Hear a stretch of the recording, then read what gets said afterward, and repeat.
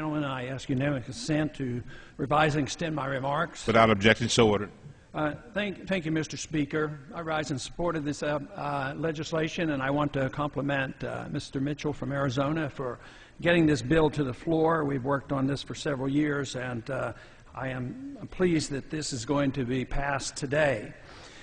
Much has been said about the unemployment rate in this country, and I saw one other take on unemployment today where it said that low-income people below $20,000, the unemployment rate is actually 31%, which shows how devastating this recession is, and for some it's an actual depression.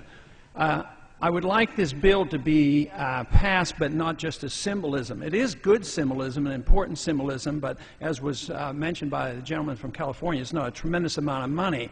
But it's important for us to recognize that we have a serious problem in this country and that we shouldn't be, careless about the way we think about this problem. It shouldn't make us feel necessarily good because we passed this. This is just necessary. It does remind me of a piece of legislation I introduced many years ago in the 1970s when we had rampant inflation, which I anticipate will probably come back to this country. But back then we had a 15% inflation rate, and my suggestion then in the form of legislation was to get the members' attention to understand what inflation was all about.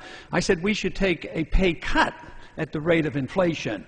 And even today we might suggest that there is a lot more inflation out there than we admit to, so maybe not only should we freeze our salaries, maybe we should be taking a pay cut so that we can do a better job, because we really can't brag about the job that we have done for the country because of the condition the country is in.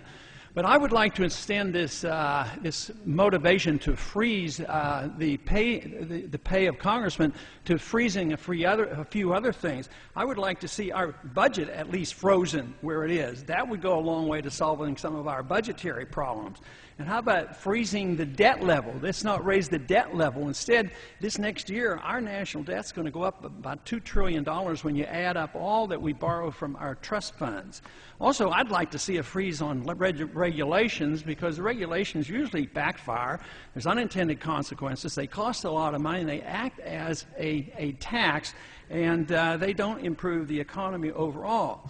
I would be in support of freezing the welfare transfer system, the system that most people think wealth transfer is going to help all the poor people. The trouble is, wealth transfer system helps the rich people, and they're the ones who get the bailouts, and poor people don't. So a freeze on welfare transfer would be a long way toward restoring a free society and a constitutional government.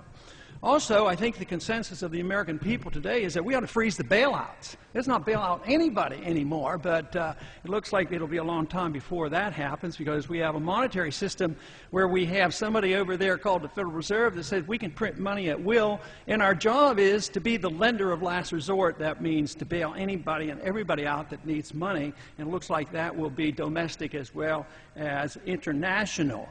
I'd like to freeze the ability of the Federal Reserve to print money out of thin air. That, in moral terms, is counterfeit, and yet that is the encouragement for us to run up our deficits, because the Fed can come in and increase the money supply. A sound monetary system would have frozen anybody's ability to just create money out of thin air. I'd also like to freeze the income tax at the 1912 level.